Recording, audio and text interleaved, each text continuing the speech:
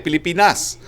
Humarap kagabi na ineri kaninang umaga si Presidente Rodrigo Roa Duterte para sa kanyang Talk to the People address. Muling binanggit ng Pangulo ang kanyang strong stand against corruption. Nangako ang Presidente na ang huling 2 taon na kanyang panunungkulan ay nakatutok sa paglaban sa korupsyon. Bumuo ang Pangulo ng task force para tignan ang korupsyon na sa bawat departamento at kasuhan ang mga opisyal na kasangkot. At sa kahilingan ng Presidente, unahin ang korupsyon sa DPWH. Ito po ay isang mega task force. Ito po ay patterned after doon sa task force na binuo para sa PhilHealth at inaasahan na mag-iimbita rin po si Secretary Maynard Guevara ng iba pang mga tauhan sa iba't ibang departamento ng gobyerno gaya po ng NBI, ng Office of the Ombudsman, Civil Service Commission at COA para tumulong po dito sa mega task force. Inatasan po si Secretary Maynard Guevara ng Department of Justice sa pamamagitan ng isang memorandum na imbestigahan ang aligasyon ng korupsyon sa buong pamahalaan. Ang task force ay mananatili hanggang June 30, 2022. Kung inyong matatandaan, una nang minungkahi ni Senator Bongo ang Expanded Interagency Task Force laban sa katiwalian. Tungkol sa kapangyarihan at otoridad ng DOJ, babasahin ko po ang ilang bahagi ng memo. In pursuit of this directive, the DOJ shall have the authority to decide which allegations to investigate, taking into consideration the gravity thereof and the impact on the delivery of government services. It may create as many panels as it deems necessary and adequate, and may invite or direct other bodies and agencies of the government to assist or be part of such panel. The DOJ shall prosecute and file the appropriate charges against all those involved in the anomalies investigated, whether against government or private persons, as may be warranted by the evidence gathered subject to applicable laws and rules. So, dahil nga po ang sabi ng Presidente, unahin ng DPWH, tignan po natin, sa 2 taon na natitira ng gobyerno, mukhang may pag-asa pong malinis ang DPWH at iba pang ahensya, kasama na rin po ang Customs at hindi lang ang PhilHealth. Nagbigay ng mensahe ang Pangulo sa mga nagbitiw na opisyal ng Philippine Health Corporation na ang kanilang resignation ay hindi magiging dahilan para takasan ang liabilidad. Wika ng Presidente, resignation will not save your neck. Hiniling din ng Pangulo sa Kongreso na bilisan ang pagpasa ng batas na bubuo sa Department of Overseas Filipino Workers. Ang karanasan natin sa COVID-19 kung saan lubhang naapektuhan ng mga OFWs ang nagpatibay sa paniniwala ni Presidente na kailangan isang departamento na katutok sa ating mga OFWs. Hindi po kasi bababa sa 10 million ang mga OFWs natin sa iba't ibang parte ng daigdig. At nung nagkaroon po tayo ng ahensya, napansin ng Pangulo na dapat meron lamang isang departamento na mangangalaga sa ating mga overseas sa Filipino workers at dapat kung mayroong ng isang ahensya wala na pong turuan. Ngayon po kasi napakadaming mga ahensya na nangangalaga sa mga OFWs pero ang gusto ni Presidente, centralized na mabilis po ang pagbigay ng tulong sa ating mga OFWs. Habang pinag-aaralan din ni Presidente ang pagkakaroon ng iba pang ahensya para naman sa mga Filipino seafarers. Bagamat kasama naman po sila sa mga overseas Filipino workers. Sinabi rin ni Presidente Duterte sa kanyang Talk to the People address na magbabayad ang pamahalaan para bakuna laban sa coronavirus. Gagawin itong government-to-government transaction. Inutos din ng Pangulo sa mga ahensya ng pamahalaan na mamahagi ng tulong na gawing simple ang proseso at iwasan ang delay. Inudyukan niya ang mga lokal na pamahalaan na gawing 2 araw ang pagpoproseso. Ang tinutukoy po kasi ni Presidente rito, yung mga ahensya na nagbibigay ng ayuda, gaya ng ayuda or pagpapautang. Ayaw niya kasi na napakadaming documentary requirement, kasama na po yung mga feasibility study na sa totoo lang po, hindi naman kaya gawin ng ating mga kababayan na nawalan ng trabaho dahil sa pandemya. Inanunsyo rin ng Pangulo sa Talk to the People address ang rekomendasyon na manatili ang Metro Manila sa ilalim ng General Community Quarantine mula 1 hanggang 30 ng Nobyembre. Nasa rekomendasyon din na GCQ rin ang Batangas, Iloilo City, Bacolod City, Tacloban City, Iligan City at Lanao del Sur. Pero importante po ito, ito po ay subject to appeals po dahil meron pa pong hanggang 29 ng buwan na ito para mag-apila ang mga local government of units na na rekomenda na mapasailalim sa GCQ. Ulitin ko po, ang GCQ areas, Metro Manila, Batangas, Iloilo City, Bacolod City, Tacloban City, Iligan City, at Lanao del Sur. At panghuli, hiling ng Pangulo ang isang tahimik na undas.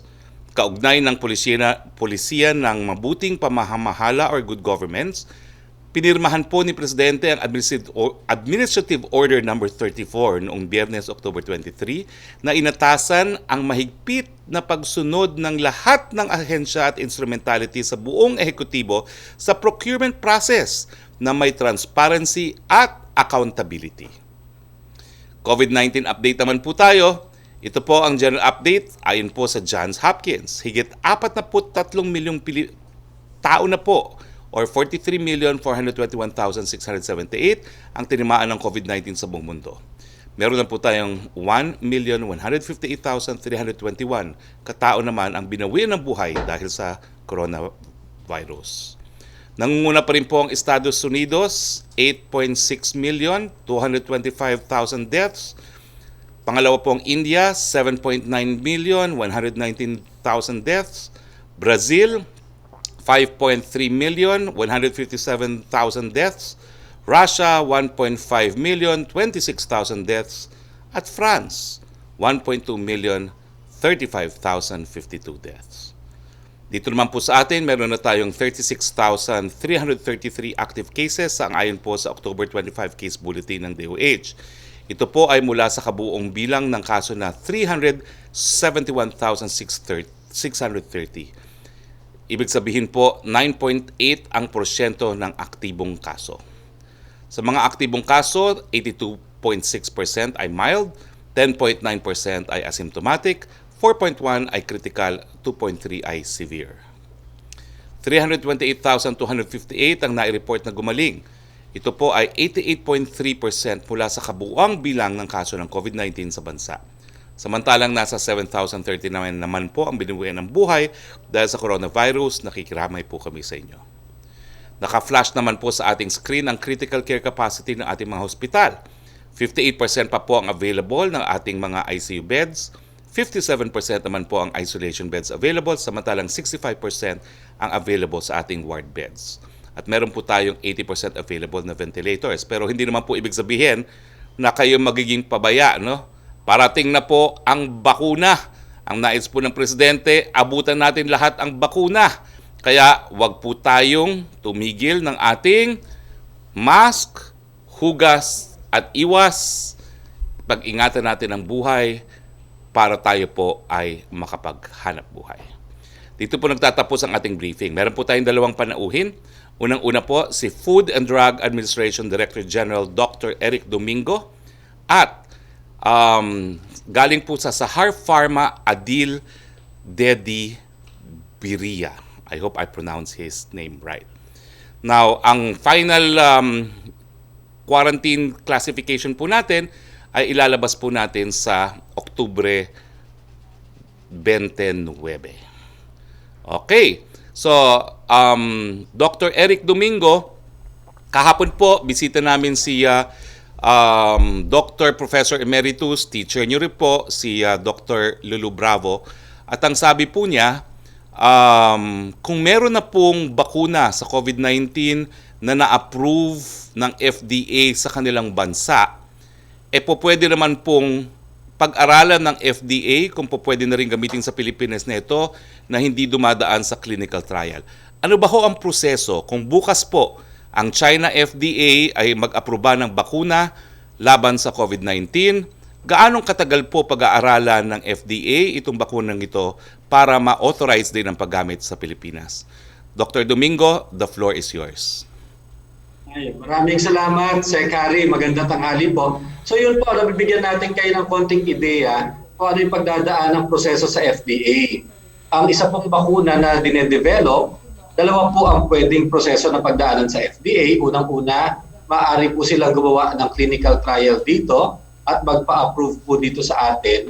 Pangalawa naman po, pag ang produkto ay ready na for registration, then maaari din po nilang i-register yon dito sa Pilipinas. So ito po yung first slide natin, nakita na po ng karamihan sa atin ito.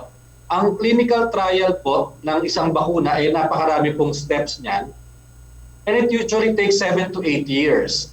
Pero ngayon po na nagmamadali ang buong mundo at nagtutulong-tulong lahat po ng siyentipiko, mukhang napapabilis po natin ito ng 1 taon. Ano? Sa ngayon po, meron mga halos 200 na candidate vaccines. But 8 of them, nandun na po sa bandang kanan, yung kulay green na clinical trial phase 3. Ang ibig pong sabihin nun, dumaan na siya sa clinical trial phase 1, kung saan sinubukan siya sa malulusog na mga pasyente, mga bata, walang sakit at hindi exposed sa coronavirus, at tinitignan yung kanyang safety profile, kung meron po siyang side effects, at saka kung nag-i-induce po siya ng immune response. So pag pumasa po siya doon, usually po yun mga 100 patients, 20 to 100 patients. Pag pumasa siya doon, mag-clinical trial phase 2 naman po. Yung clinical trial phase 2 naman po, ang ibig po sabihin, mas maraming pasyente, mga a few hundred to a few thousand na people na maaari pong exposed din sila sa coronavirus. So tinitingnan po yung safety niya rin, ang kanyang side effects, at saka po yung kanyang immune response na nakukuha ng pasyente. At kung maganda po ang resulta nun, doon na po ang papasok yung clinical trial phase 3 na tinatawag nila. At kung mababalitaan po nyo, ang ginagawang mga phase 3 trials ngayon, anywhere from 20,000 to 30,000 patients. So maramihan po talaga ito. At mga pasyente po ito na nasa komunidad para makita kung effective ba ang bakuna na mag-prevent ng COVID sa kanila, kung mild lang ba ang side effects nito, at saka pati po yung mga unusual, at saka yung mga rare na mga adverse events, makikita lamang yan kung malakihan ang mga clinical trial phase 3. So next slide po. Sa next slide po, papakita natin. So ano po ba yung clinical trial? So ito nga po ay study na ginagamit sa tao. At dahil tao siya, napaka-stricto po natin yan. Dahil ito ay mga tao na walang sakit. Pero papayag po sila, natuturukan sila ng isang bakuna na ini-investigate pa lamang para makatulong sila sa pag-develop ng vaccine na ito na gagamitin ng buong mundo.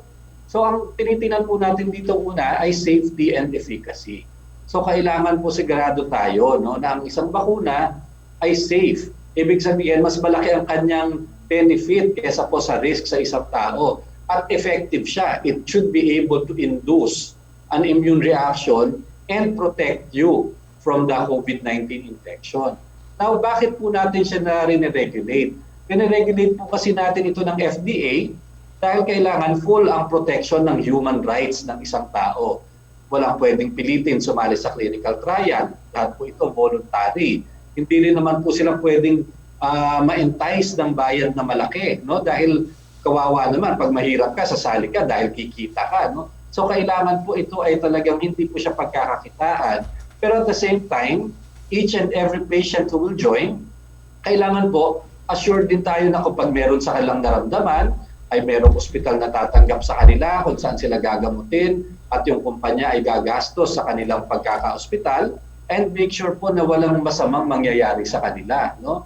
At hindi po kahit sino ay pwedeng gumawa ng clinical trial. Who may do a clinical trial? Only a clinical research organization na meron pong license to operate sa FDA. So meron pong opisina yan. Kailangan po makikita po natin ang kanilang mga miyembro, mga nakapag-aral po ng pag-research. Kailangan po kompleto sila ng kanilang pong background, yung kanilang pong curriculum vitae, makikita natin, and train sila on clinical research. So hindi po lahat ang pwede. At makikita po natin doon na babantayan po natin yan ng FDA at saka maaari po silang mag-apply sa atin. Next slide, please.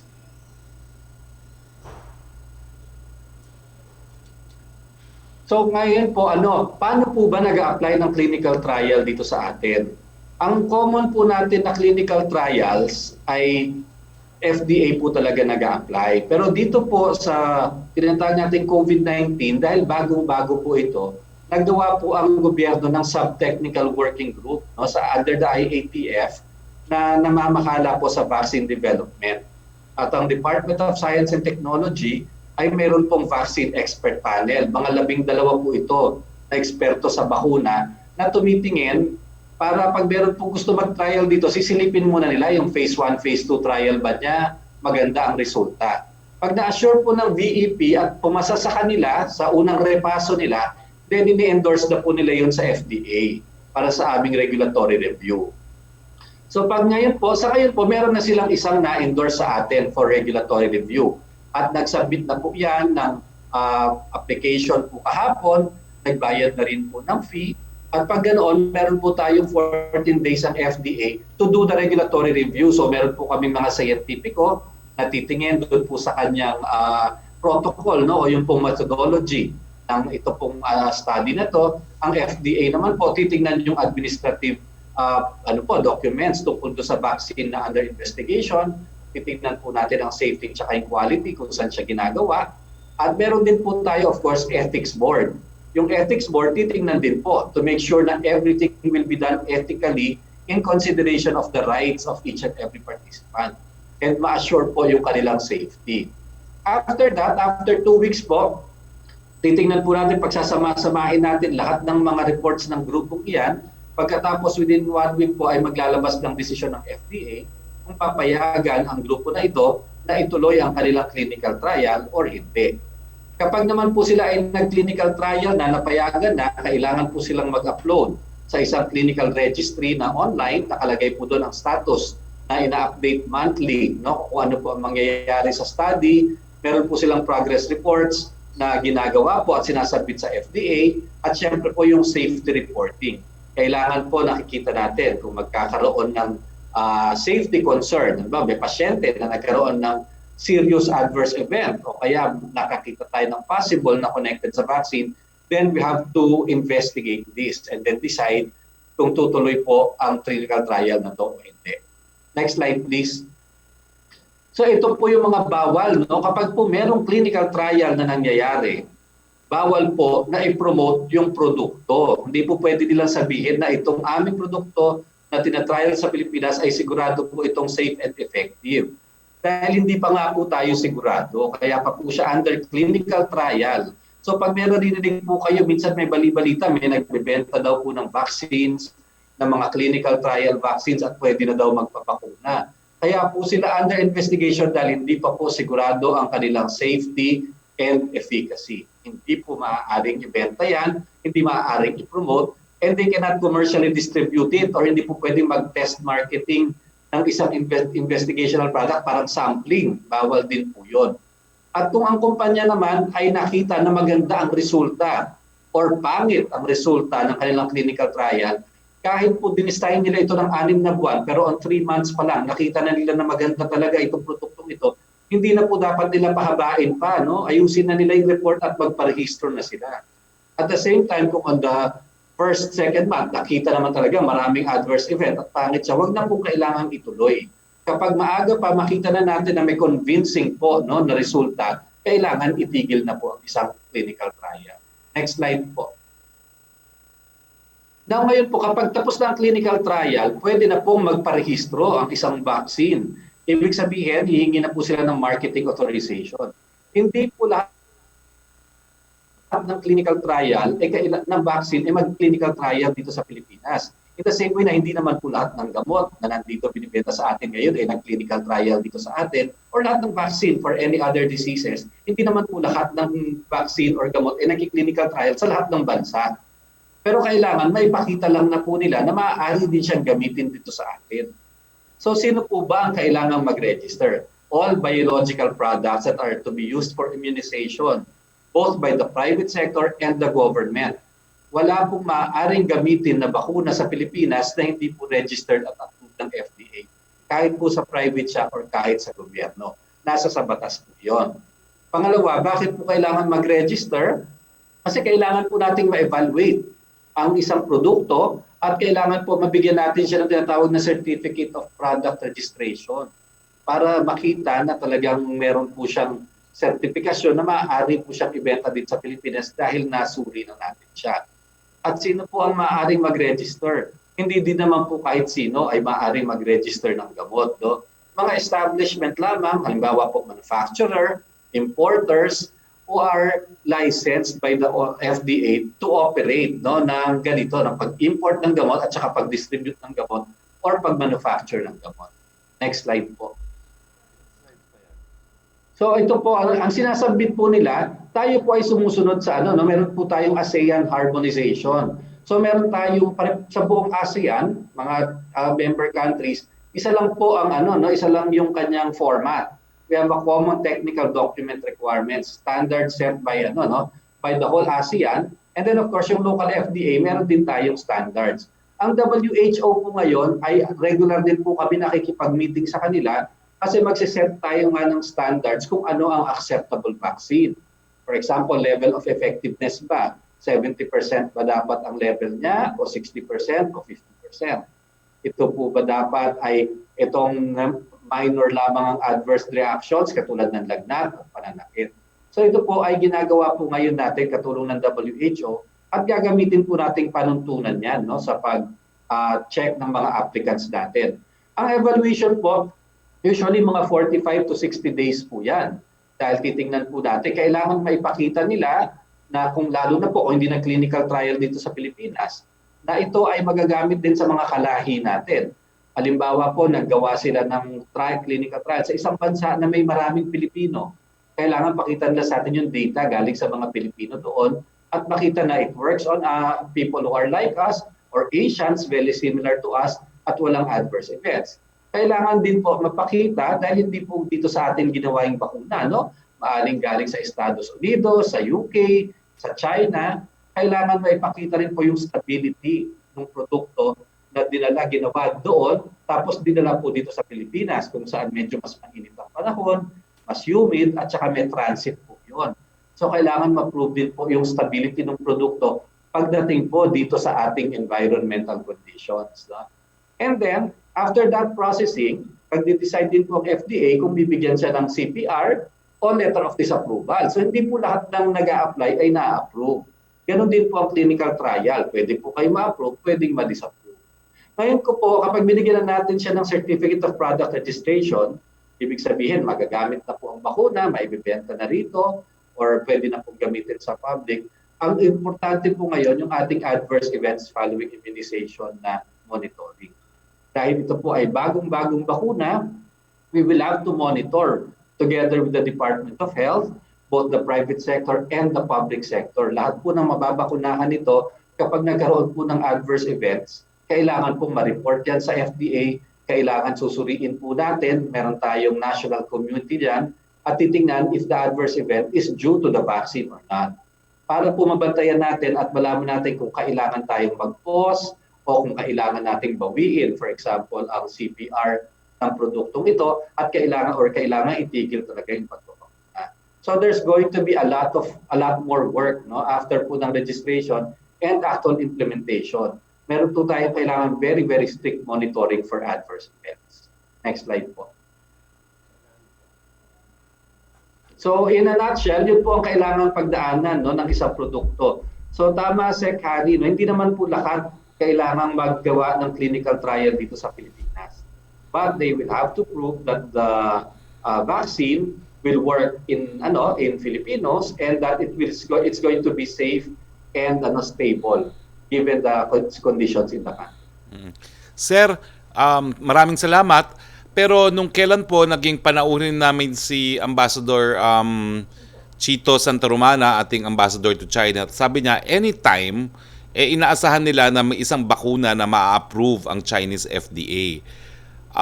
Considering your processes po, how long will it take para ma-approve din po ng FDA natin dito sa Pilipinas ang emergency use noong ganong COVID vaccine na posible nang ma-aprubahan kahit anong oras na ngayon sa China?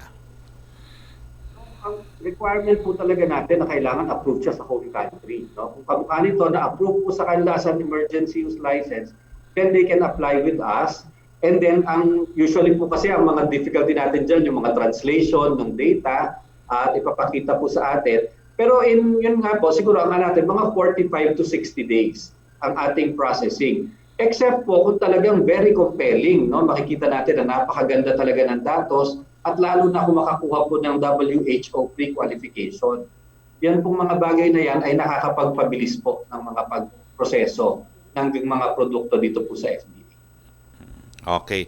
Maraming salamat po, no? So kung 45 to 60 days, may pag-asa pala na meron tayong ma-approve dito sa Pilipinas. Kung merong ma-approve nga sa China, gaya ng report ni Ambassador Santa Romana. Maraming salamat.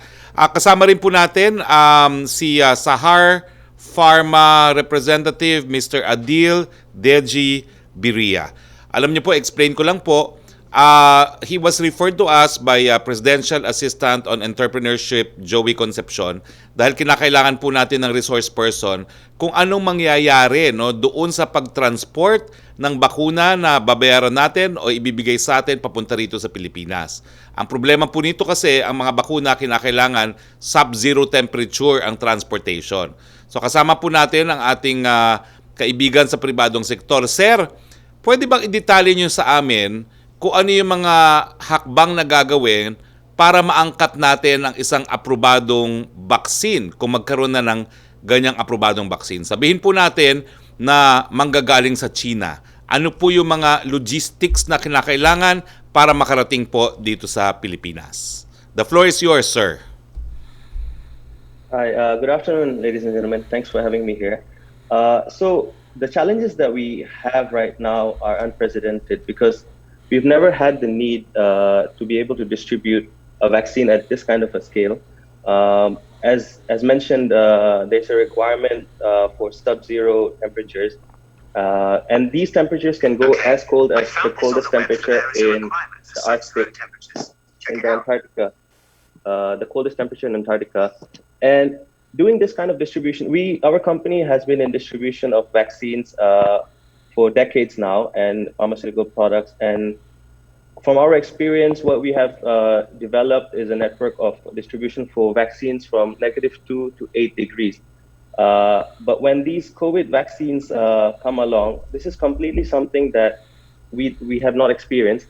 And at this scale, whereby we are trying to vaccinate, let's say, 30 million of the population, there's a lot of complexities involved. If you look at the air transport industry, we have to take a look there in terms of maximizing how many vaccines can be transported without sacrificing on the stability of the product. And of course, there is also the challenge on the last mile, whereby it has to be administered in time without, again, sacrificing on the potency of the product. So all these factors involved here, I think in the Philippines, we do have challenges that we need to overcome in terms of laying out the infrastructure for this kind of distribution. And I believe the FDA is doing a great job in terms of the regulatory framework. They have a robust framework there. But in tandem with that, what we have to do is, as an industry, we all have to come together, including the government, the private sector, to really lay out this foundation for really low temperature storage and transport from one point to the other.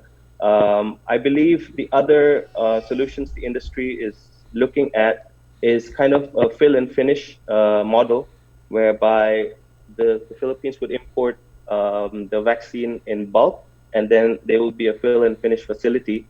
So that way we are able to shorten the distance from production location to administration. But of course, we also have to consider that we do have to build freezer farms. This is something that is being done in developed countries, and that is something that is important to us if we want to be able to roll out this vaccine successfully. There are many candidates now, as mentioned as well previously, and all of them require different temperatures. But of course, we will have to cater for the different temperature requirements. So this infrastructure would have to be interoperable, and it has to be throughout the whole supply chain. At the moment, at the airport, for example, we have to fit them with receiving these kind of vaccines on a large scale as well.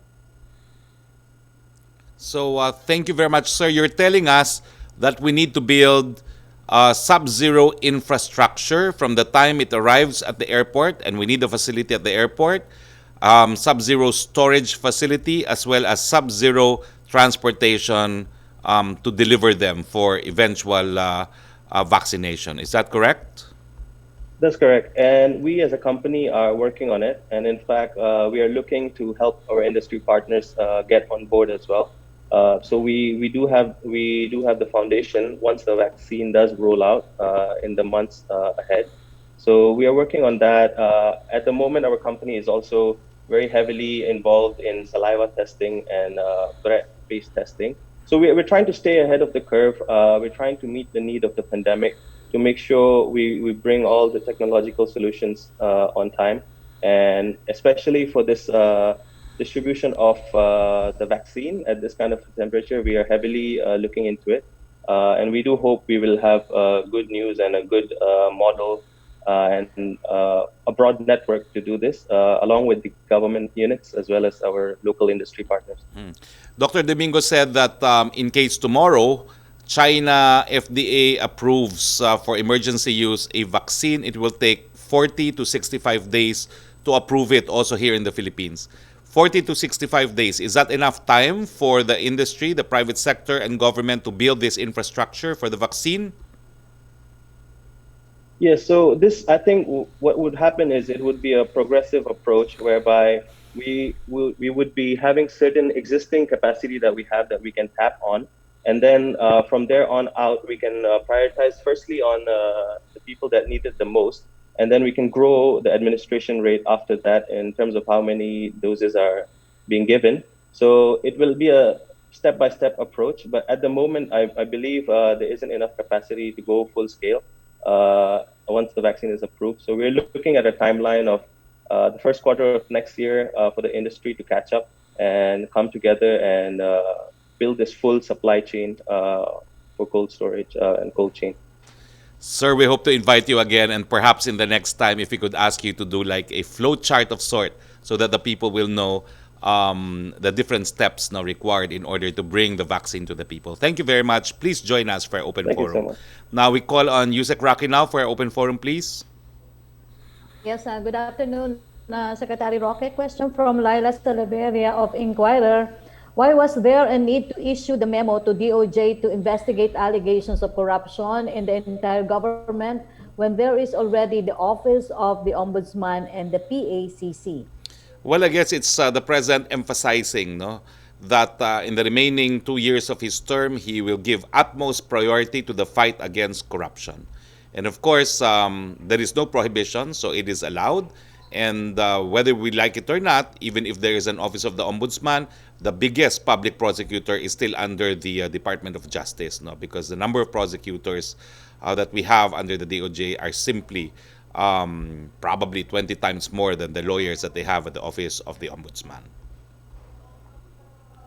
Second question, what can the DOJ do that the other anti-corruption agencies cannot do? Yun nga po, mas marami tayong piskal na po pwede mag-imbestiga.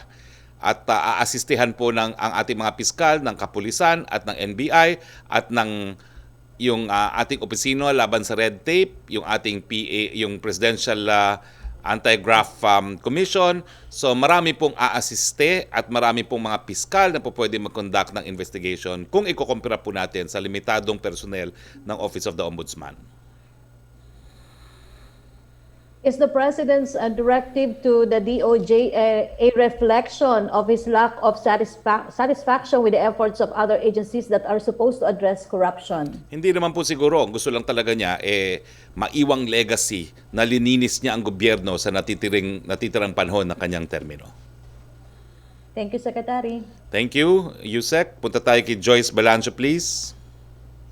Yes, Secretary, dun po sa utos ni Pangulong Duterte to investigate DPWH corruption, what is his timeline for this? Meron po ba siyang binigay na definite deadline to the mega task force that you mentioned para po magbigay ng report kay Pangulong Duterte? Yesterday po was the deadline. He wants it as soon as possible. Deadline po, sir, ng resulta ng investigation? That's what I'm saying. I'm speaking figuratively, of course. He wants it done yesterday, which means it has to be done at the soonest time possible. He wants to see them behind bars para magsilbi pong halimbawa na mabawasan nga ang korupsyon dyan sa mga ahensya gaya ng DPWH, Customs at iba pa. Alright, sir, si President Duterte all praises kay DPWH Secretary Mark Villar will still be covered dito sa investigation ng DPWH kahit po nagpapahayag ng kumpiyansa ang Pangulo sa kanya. Well, wala pong dahilan para magduda sa integridad si Presidente kay Secretary Villar, a view which I share and everyone in the cabinet share. Alam mo, unfortunately talaga,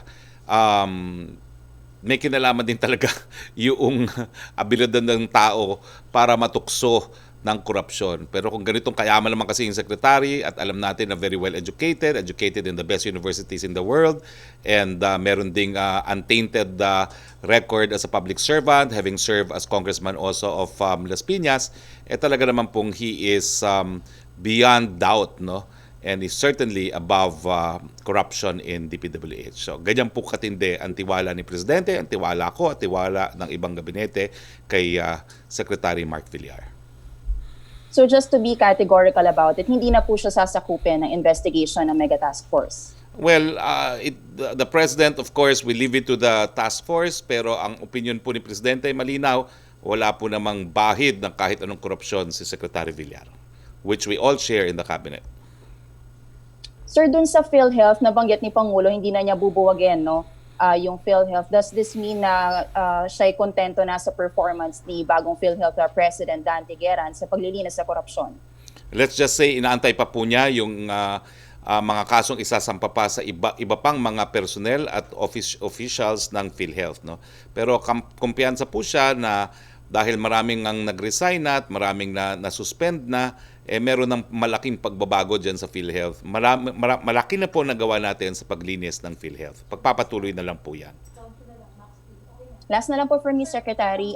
Maliban po dun sa recommendations na Metro Manila mayors, what were the other considerations ng IATF at ni Pangulong Duterte to still place Metro Manila under GCQ until end of November? Well, malinaw po yan, no? Meron tayong daily attack rate, meron tayong 2-week average attack rate, meron tayong critical hospital utilization rate.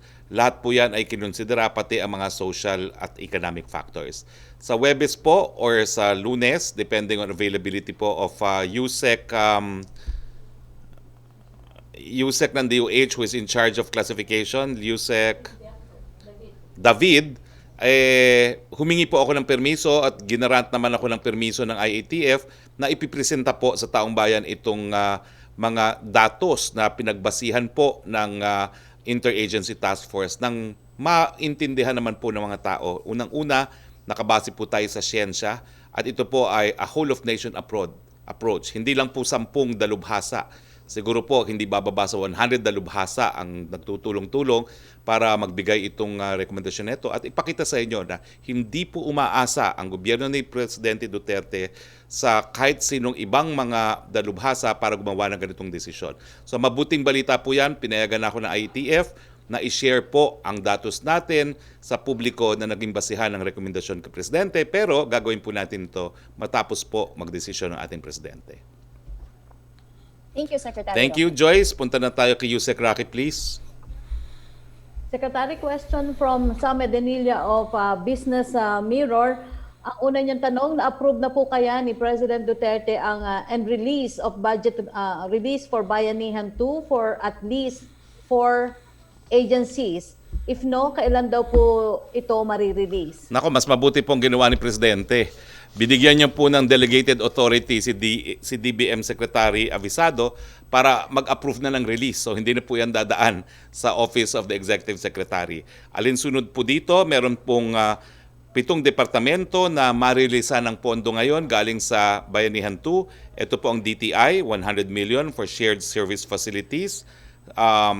Para sa Balik Probinsya Bagong Pag-asa Program, ang NDRRMF 5 billion for augmentation of the NDRRMM Fund, ang DOLE 8 billion para sa Adjustment Measures Program and tulong panghanap buhay para sa ating displaced disadvantaged workers, DSWD 6 billion for assistance to individuals in crisis situation and sustainable livelihood program, Department of Agriculture, 11.632 billion for initial submission for plant program. DOH, 20.575 billion for health-related responses such as HRH, augmentation of DOH hospitals, specialist allowance, actual hazard duty pay. free life insurance, accommodation, transportation, and meals for health workers, and other compensation for public and private health workers. Dole, 5.1 billion para po sa AKAP. At nag-release na rin po ng 500 million para sa funding requirements under the Local Government Support Fund out of a total appropriation of 1.5 billion. Lahat po yan na-release ng DBM today dahil hindi na po dadaan sa Office of the President, delegated na po si Secretary Wendell Avisado to approve the release of these amounts. Second question po niya, nagkaroon na kaya ng decision ng IATF or si President Rodrigo Duterte regarding the proposed subsidy ng micro and small firms to help them pay the 13-month pay of their workers? Malinaw na po yan, pinag-aralan, wala pong pagkukunan ng subsidy. So ang ginawa na lang po natin, dahil mandatory naman po talaga ang pagbayad ng 13-month pay, pautangin natin yung kinakailangan mangutang para mabayaran ang 13th month pay. Ang na-identify na natin dyan, ang mga rural banks at saka yung small business corporation na meron pong 10 bilyon. 6 na bilyon po dyan para sa mga tourism-related industries, yung 4 billion para sa mga iba pang mga small and medium enterprises. So, aasistihan po natin ang hindi makabayad dahil talaga namang naghirap tayo dahil sa pandemya. Pautangin po natin sila ng sa ganon, lahat po tayo ay magkaroon ng Merry Christmas. Joseph Morong. Joseph Morong. Okay, kung wala pa si Joseph, si Trisha muna. Trisha Tirada. Hi, sir. Yun na pala si Joseph. Yes, Sorry, Joseph. nagka-problema yung signal. Napuyat so, ka kagabi, no? Lang, no? Napuyat ka kagabi, no? Oh, sir. Hindi, pati gumising na maaga. Anyway. So, Yun ang pinakaayaw mo, no? Yung gising sa umaga, no? No, because we work late at night, sir. Okay, go ahead. Sir, first, just sa corruption muna, no?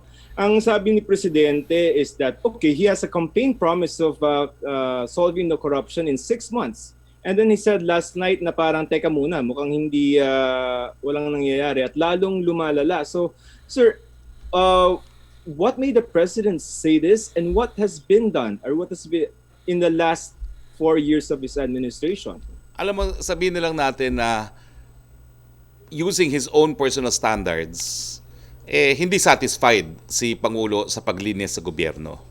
At alam nyo, naging congressman naman itong si ating Pangulo, naging mayor din. So pag sinabi niyang may corruption sa DPWH, alam po niya ang sinasabi niya. No? It's really a systems problem, no? Na kinakailangan talagang tutukan. Nandyan po yung PhilHealth, no? Na at least sa administrasyon niya at ito ng mga kabalastugan naman sa PhilHealth, ilang presidente na rin ang dumaan dyan, no? At talagang yung mga sindikato dyan, napakalalim ng kanilang penetration. Ngayon po, isa-isa namang nawawalan ng ugat yung mga mafia dyan, no? Yung mga malapit niyang mga kaibigan na merong whiff of corruption, sipa, tanggal, no? At kahit sino pa man sila, no? Tingin ko wala namang kaduda-duda na seryoso ang presidente. So ito po'y, kumbaga, leaving a legacy. At ang legacy niya talaga ay patunayan na kung talaga nang tututukan at gagamitin ng political will, talaga nang pong mababawasan ng korupsyon, bagamat aminado na tayo na hindi tuluyang mawawala ang korupsyon. Sir, address lang to those who may not, probably believe the sincerity of this campaign. Kasi what can be done in 2 years that was not done in the last 4 years of this administration. Ikaw naman, Joseph, 5% lang naman sila at kahit anong gawin ng presidente, hindi sila magiging satisfied. Hayaan na natin sila. They're entitled to their own opinion. Okay. So yun pong sa vaccine, no? Right now, ang fact is, walang cold chain storage facility ang Pilipinas, and it seems that we have to build that infrastructure from the ground up. So how much will that cost the government? Because we need that just in case China is ready to give or to distribute their own vaccine kung sila yung mauna. So how much will that cost the government? And we do not have the cold chain storage facility as of now, correct? Well, perhaps our guests from the private sector can give us an estimate. And ito naman po ay shared cost ng private sector at ng gobyerno. Sir, can you give us an estimate kung magkano kakailanganin for the cold storage facilities for the entire nation? So, I mean, if we look at it on a unit basis, let's just talk about a freezer itself by itself. So a freezer that can store, let's say, 40,000 doses at -70 degree, for example, that goes for around 10 to 15,000 US dollar per a deep freezer, right? And if we are trying to build a freezer farm, for example, then we're looking at 500 or so freezers of such specification. And how this happens is that this is just the cost of the equipment, and then there's other costs, which is for the implementation and maintenance and so on. But I believe the most important part right now is that Philippines should procure the supply of these equipments before they run short, and then the prices will jack up naturally. So that's why I am here and I'm talking about this. So we are ready for this in advance, and not later when the prices, when the supply for these equipments is short, and then we'll have to pay a higher price for it. Sir, in your own private company, how much are you allotting for acquiring these cold storage facilities, and for how many dosage are you targeting? So at the moment, we are still in discussions with our partners as to the production capacity and the doses that we are bringing to the Philippines. And naturally, our scale will follow that. So there's no exact dollar or peso value that I have right now, but we're trying to maximize. So we'll be heavily invested in this, but there's no exact figures at the moment. We're still doing the mathematics for this. Sir, may pera tayo for that? Yes, pero naman po ang gobyerno. Sir, konti lang kay Yusek Domingo and then one last for you later. Yusek Okay. Domingo, sir, paki-explain lang yung sa process, no, yung cold chain storage facility. So paano, bakit kailangan ng ganun? Para lang malaman ng ating mga kababayan, and he said, dapat ma-procure na bago pa man magkaagawan ulit dun sa equipments, no? Can you explain the procedure? Bakit kailangan malamig yung paglalagyan ng bakuna? At kaya ba natin, sir, itong magawa until before April? Kasi talaga ang bakuna po napaka-sensitive niya. No? Hindi siya parang gamot na tableta na maaring i-transport basta-basta lamang. Each and every vaccine, depende po kung alin ang bibilihin natin, meron siyang temperature na set kung saan maaari lamang siyang mag-store. In fact, each and every box, for example, ng vaccine, meron niyang indicator, no, na mag-change yung kulay niyan kapag lumagpas siya doon sa temperature na set. At halimbawa po, nakalagay ang vaccine na ito ay 2 to 8 degrees lamang siya dapat. Kapag nalagay po yan sa lugar na 10 degrees, biglang mag-change po ang kulay niyan at yung buong lote na yon hindi na pwedeng gamitin. Itatapon na yon, no? So, yung iba naman, minus 70 degrees. So, each and every, every box that you get will have an indicator to make sure that it has stayed within minus 70 degrees from the time it left the factory until it's brought to the pier, lagay sa container, na ilipat sa van ng DOH, na ilagay sa freezer ng DOH, at bago siya maibakuna. So every time na nagkaroon tayo ng break sa cold chain, you might lose the efficacy of a vaccine.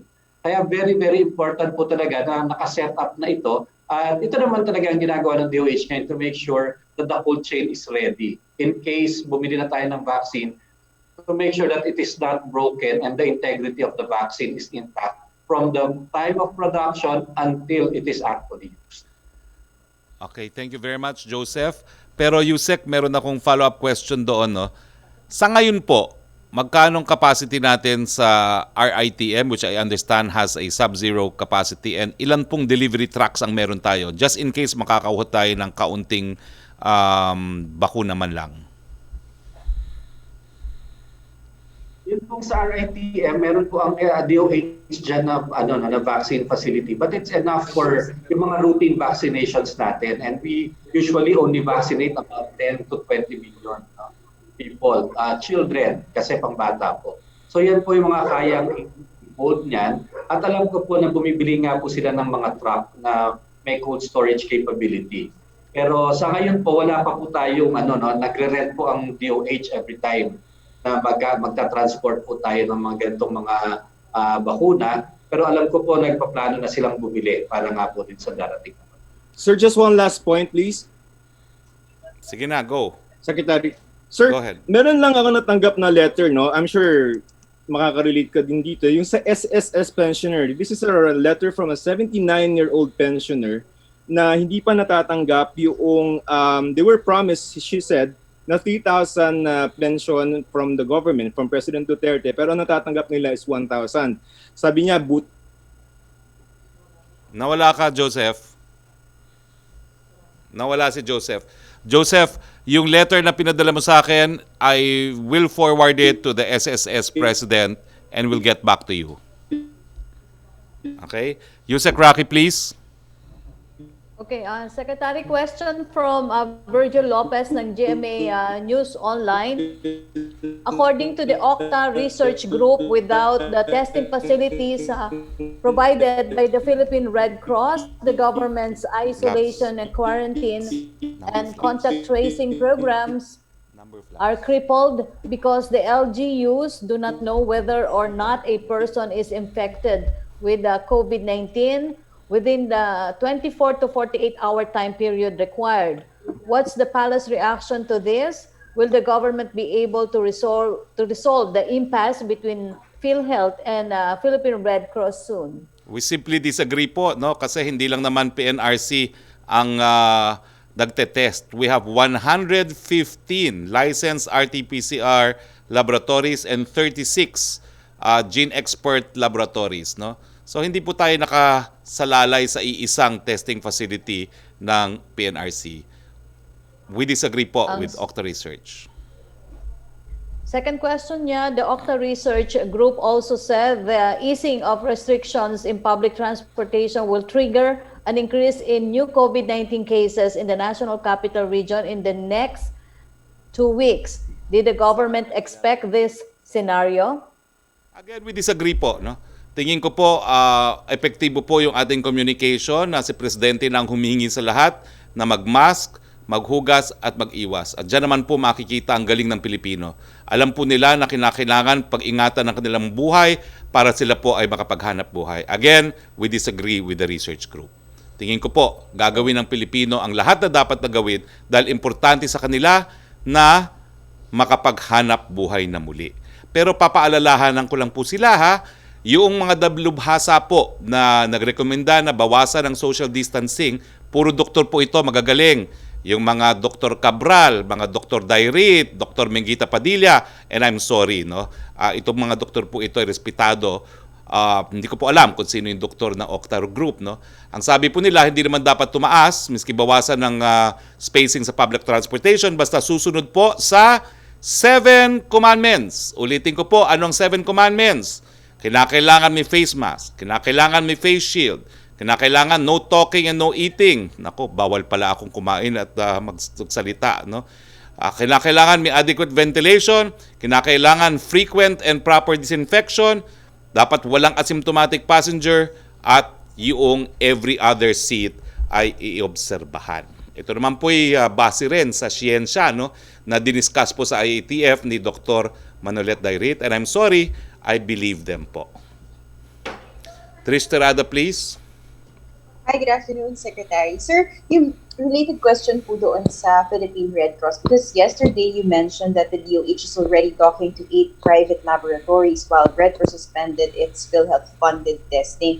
So si Senator Gordon po is saying na parang he has this impression na tinatakot daw sila when in fact, hindi naman daw sila negosyo, service-oriented po sila. And he shares kahit daw po gipit sila, they even reached out and did tests in Favela. Kumbaga the point is, they're demanding for payment so they can continue their operations. Hindi raw po puro pangako lang. Sir, how would you wish to respond to this? Wala po kami tinatakot, but we have 115 PCR test facilities and 35 gene expert machines po. Kaya nga po natin in-improve ang ating testing capacity nang hindi tayo nakasalalay sa isang organisasyon lamang. Sa akin po, kung talagang hindi natin mapipilit ang PRC na bumalik, maski ang offer po ngayon ay 50% na babayaran, wala po tayong magagawa. Kinakailangan humanap po ng mga alternatibo. At yun lang naman pong ginagawa natin. Gumagawa tayo ng hakbang para tuluyan nating maasistihan ang ating mga kababayan. Wala po yung mga pananakot. Now, bukod pa po doon, yun nga po, no, yung 8 na nakikipag-usap na tayo mga pribadong mga laboratorio. Alam niyo naman po kasi, dahil sa mga pribado, negosyo po yan. Can you imagine po, kung ikaw ay negosyante, makakapasok ka sa airport, magkakaroon ka ng pagkakataon na i-test ang PCR test na dati-rate exclusive sa PNRC. So, of course, nag-uunahan po yung mga pribadong laboratorio na yan. Ang ating hinihingi lamang, dahil babayaran naman ito ng PhilHealth, dapat yung same rate na sinisingil ng PRC. Pero kakausapin po namin ngayon yung mga mas mababang sinisingil, yung NKTI, Philippine Children's Hospital, Lung Center at Perpetual Health. Baka dapat sila yung unang manguna sa airport at sa pantalan na mas mababa pa nga ang pwedeng bayaran ng ating mga kababayan. 1,750 hanggang 2,000 lang po ang sinisingil ng mga testing labs na ito.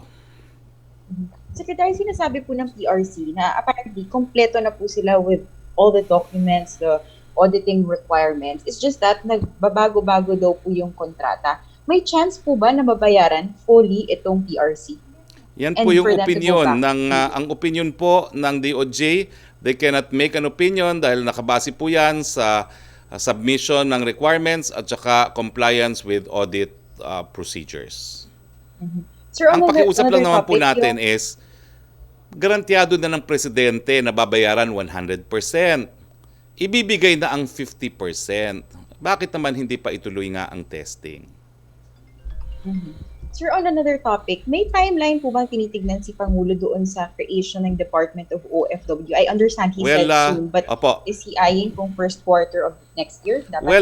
Sa lalong mabilis na panahon po, gusto ni Presidenteng mabuo yung departamento na yan at sigurado naman po ako na dahil dito, isa-certify as urgent yan ng mas mapabilis po ang pagpasa niyan bilang isang batas. Thank you, Secretary. Salamat po. Yusek Roque, please. Secretary, question from Maricel Halili of TV5. Why is it necessary to direct DOJ to investigate corruption in the entire government given that Ombudsman and other government agencies like PACC are already doing the job? Nasagot ko na po yan. Mas marami pong mga tauhang gobyerno na nakatutok sa korupsyon, mas mabuti. Second question niya, what's the assurance that there won't be an overlap on the mandate of the DOJ task force and other government agencies like PACC in the fight against corruption? How will the job of DOJ task force differ from other government agencies? Itong mega task force po, iimbitahin po ang PACC, ang mga constitutional bodies kung gusto nilang sumapi, gaya ng kanilang partisipasyon doon sa task force PhilHealth. No? So wala naman po yung magiging overlap. Unang-una, mayroon pong MOA sa panig po ng Ombudsman at ng DOJ, no? Na po pwede naman po mag-imbestiga rin ang DOJ pagdating po sa mga kaso sa paglabag ng Anti-Corrupt and Graft Practices Act. Question from Rose Novenario of Hataw. Ano daw po ang magiging papel ng PACC ngayong inatasan na ni Pangulong Duterte ang DOJ para magsiyasat sa korupsyon sa lahat ng ahensya ng gobyerno? Hindi ba siya kontento sa performance ng PACC? Again po, fact-finding po ang PACC, makikipag-ugnayan po siya at sigurado po ako, kabahagi ang PACC nitong mega task force na ito. Okay, punta naman tayo kay MJ Blanca Flor ng Daily Tribune, please. MJ? Good afternoon, Secretary. Good afternoon. Related question po ito tungkol dun sa multi-agency task force. Kasi po you mentioned about leaving a legacy. So people are probably wondering why did the president instruct the multi-agency task force only now? Bakit po hindi yung mga naunang years ng kanyang administration? Well, kasi nga po, number one, yung gravity ng problema at pangalawa, yung karanasan natin sa Task Force PhilHealth na naging epektibo po kapag nagtutulong-tulungan ang iba't ibang sangay ng gobyerno. Hindi lang po sa ekutibo, kasama na po yung mga constitutional bodies, kagaya po ng Ombudsman, COA at ng Civil Service Commission. And follow-up lang po, mangangailangan po ba ng separate budget itong task force na ito? Lahat naman po yan ay nasa budget na po ng mga ekutibo, no? Ulitin ko po, yung mga constitutional bodies, they're just invited at nakikipagtulungan naman po sila. But of course, we respect their independence as found and provided for in our Constitution. Okay po. And last question na lang po. The Congress po kasi is urging the Senate to fast-track the creation of, to pass the proposed measure creating the Department of Disaster Resilience. Secretary, I just want to ask, does the Palace remain confident na ito pong pet bill ng Pangulo ay mapapasa before his term ends? I'm definitely po. We are very confident dahil lahat naman po ng liderato ng parehong kamara ng ating Kongreso ay malapit na aliado ng ating presidente. Thank you. Yusek Roque again. Thank you, MJ. Thank you po. Question from Lay Alvis of GMA7. Ano na po ang update sa mukahing lagyan ng price cap ang RT-PCR tests? Ang sabi po ng Department of Health ay isinumite na nila sa Office of the President ang proposal. May mga ulat na umaabot na sa 20,000 pesos ang mga rush PCR test na inaalok sa mga dumarating na OFW. Ang masasabi ko lang po dyan ay yan po ay nakabinbin ngayon sa ating Office of the Executive Secretary, pero aanunsyo ko po, meron po mga murang RT-PCR thanks to Project ARC. Dyan po kami nagpapa-RT-PCR. Philippine Children's Medical Center, National Kidney Transplant Institute, Philippine Lung Center, Perpetual Health Hospital, 1,750 hanggang 2,000. Meron pa pong mga ibang branches sa iba't ibang parte ng Pilipinas. Sa susunod po, ifa-flash natin uli yan nang malaman ng taong bayan na hindi kinakailangan magbayad ng 23,000 dahil meron naman pong 1,750 hanggang 2,000 na PCR test. Opo, Secretary, question mula po kay para po kay FDA, kay Sir Domingo, Yusek Domingo, mula po kay Katrina Son ng GMA7. May nagsasagawa daw po ng COVID vaccine sa Makati at napuntahan na rin daw po nila ito. Ano po ang update tungkol dito? Yusek Roque, so may nabalita na may nagbebenta daw ng vaccines, may mga Chinese ads pa. Pumunta yung ating mga ahente doon last week at nangako naman yung administrator nung facility na hindi daw po totoo at in fact naglabas din sila ng disclaimer. But of course, we're continuously monitoring at mukhang mapapadalas po ang ating inspection doon sa facility na yon to make sure na hindi po nagbebenta or gumagamit at nag-a-administer ng unregistered na bakuna dito sa Pilipinas. Thank you, Yusek. Thank you. Yes, Melo Acuña, please. Good afternoon, Mr. Secretary. I just have 2 points for you. The President is bent on the creation of the Department of Overseas Filipinos. Do you think we have the luxury of time to marry all the mandates of the different government agencies from DFA, DOLE, OWA, POEA, and Immigration so that everything will be on streamline, Mr. Secretary? We're very confident po. Alam mo, we pioneered in the sending of manpower as a strategy for economic development sa panahon pa ni Blas Ople, no, panahon pa ng martial law. So napakatindi na po ng ating kakayahan at eksperyensya pagdating dito. Kinakailangan lang po i-streamline. At sa kauna-unahang pagkakataon nga, ang sabi ni Presidente, kinakailangan magkaroon sila ng sariling departamento, may sariling kalihim, nang mabilis po ang pagbibigay ng benepisyo sa ating mga bagong bayani, ang ating mga OFWs. Mr. Secretary, may bago na nga po bang chairperson ang Climate Change Commission? Hindi ko pa po alam. Ako naman po nag-aanunsyo niyan, no? Pero wala pa ako natatanggap pong papel. Opo, para kay Yusek Domingo sana. Okay, Yusek Domingo. Hapon, Yusek. Good afternoon, Yusek. Nice seeing you. First, yung mga cold storage na isa sa ayos, hindi po kaya magka-problema sapagkat hindi pa lahat ng bahagi ng bansa ay mayroong stable na kuryente. Number one. Number two, yun po kayang leksyon na natutuhan natin sa Dengvaxia, hindi na mauulit ngayon. Salamat po. So una po yung sa pangalawang tanong nyo. No? In fact, naglagay po sa batas natin dito sa Bayanihan 2 na bago tayo magbakuna, kailangan po merong preparation. May community preparation, kailangan po magpa-pilot muna sa isang lugar para makita ang mga problema and to make sure the community is informed. Pangatlo po, dapat very strict ang monitoring natin ng adverse events. para po pag may makita tayo, ma-pause natin agad, maimbestigahan agad, at kailangan itigil agad or ituloy agad kung wala naman pong problema. So yun po, sa batas po sa bayanihan po nakalagay mga safeguards natin to make sure that once we launch a new vaccination program, this is a new vaccine, na lahat po ng safeguards ay nandoon. Yun naman pong sa cold chain, totoo po yun, napaka-challenging po talaga ng cold chains, lalo na po depende kung ano ang bakunang mabibili natin at kung anong temperature siya kailangan.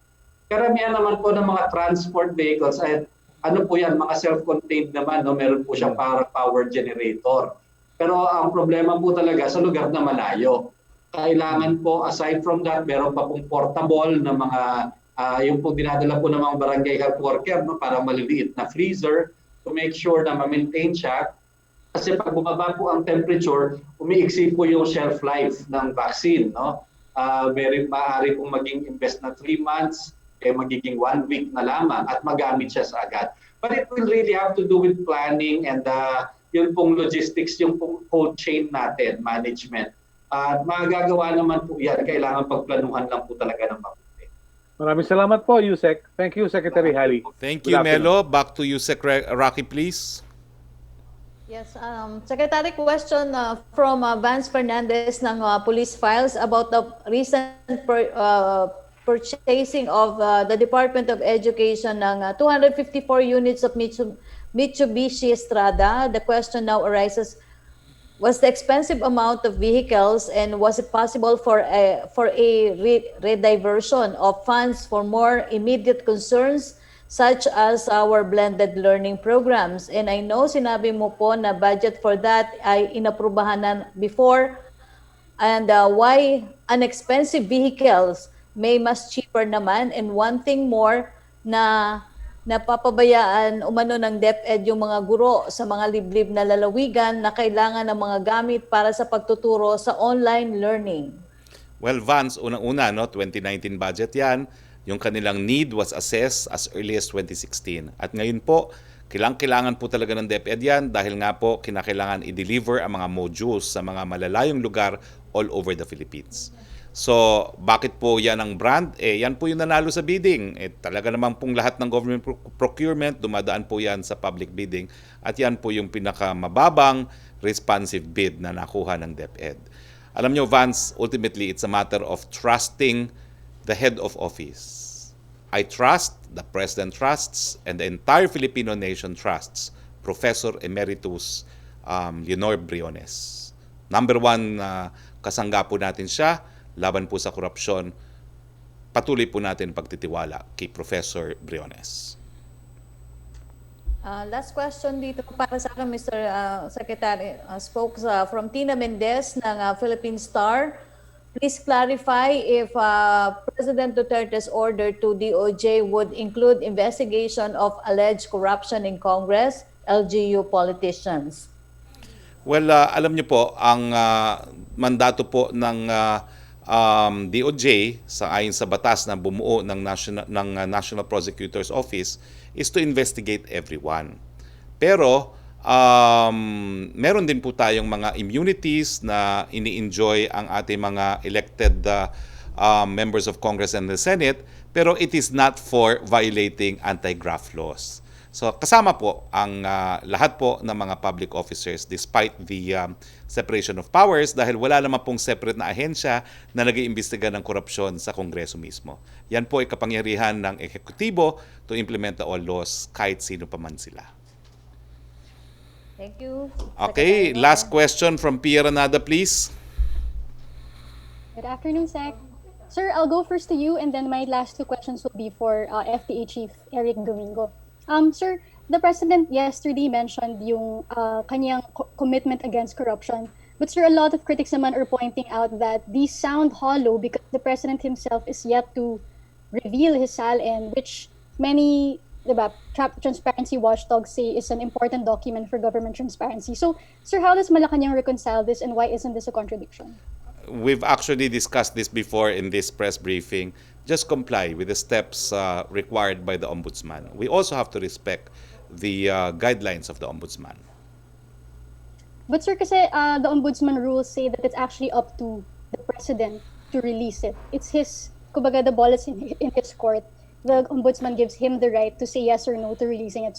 So why has the president not yet given his go signal for Malacañang or the ombudsman to release his As SALN? far as I know, there's not been any written request for the president's SALN. Perhaps you should submit one. Yes, sir, we've submitted several times. But they always tell us the ombudsman is to issue the SALN. But the ombudsman naman says wala pang go signal for Malacañang. Well, I haven't seen any of your written communication. No? But again, our answer is it's a constitutional body. Let's respect guidelines issued by that office. But sir, why the change in policy? Because in the previous 30 years, every president except for Duterte has issued their SALN. Well, I do not know that we have changed policies. It is the ombudsman that has changed the policy of who and under what circumstance anyone can ask for these SALNs. Okay, sige. Going on to FDA Chief Eric Domingo, if it's okay. Yes, please. One question more. Yusek, one question lang. Sir, Go ahead. but, Go ahead. Sir, the first question on Sputnik V, sir, the Gamaleya Institute has supposedly given a CDA as early as August 25. It's now 2 months. Sir, have there been any problems encountered by the vaccine expert panel? Did they have to request for additional documents? And basically, what's the status, sir, of Sputnik V? Yeah, from the last meeting with the vaccine expert panel, they're still getting more information. Kasi when Gamaleya approached us, nasa phase 2 trials pa lang sila and preparing for phase 3 trial. I think they're committed to continue with the phase 3 trial here. However, the vaccine expert panel still asking for some more documents and for some more information before they can make a full assessment of the proposal to do a clinical trial here. So, sir, the information given initially was incomplete. Can we just get an idea of what kind of additional information the experts want from Gamaleya? Usually, kasi the vaccine expert panel looks at the phase 1 and phase 2 clinical trial results. So baka hindi pa completed yung mga phase 2 clinical trial. This is my my assumption is that they're waiting for more details on clinical trial results than previous to the clinical trial phase 3. Mukhang meron pang hinihintay na, hindi ko eksakto alam po anong documents yun.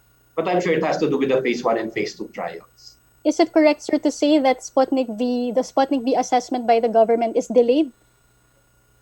No, I don't think it's delayed because the vaccine expert panel actually works quite quickly. No, once all documents are complete, they can do an assessment in 1 week. Because I've seen it with the other applicants. So they're just waiting for more information to make a complete assessment. All right, thank you, sir. Thank you, Pia. Great hairdo. Please stay in the news profession. Don't enter showbiz. Okay? Kung wala na pong tanong, I'd like to thank our guests, Dr. Domingo and Mr. Adhil. Thank you very much. I hope, Mr. Adhil, we can ask you again to be our guest with the flowchart para maintindihan po talaga ng taong bayan kung ano yung logistics involved. Thank you to the men and women of the Malacañang Press Corps as usual. Inaayos na po natin yung live, remote press briefing natin with the President. And thank you, of course, to Yusek Roque. Thank you, everyone, for joining us in today's press briefing. Until Thursday, where we will be conducting our press briefing in Panglao, Bohol. Ito po ang inyong spokeshari Roque nagsasabi, Philippines, konting tulog na lang, we will heal as one. Magandang hapon po sa inyong lahat.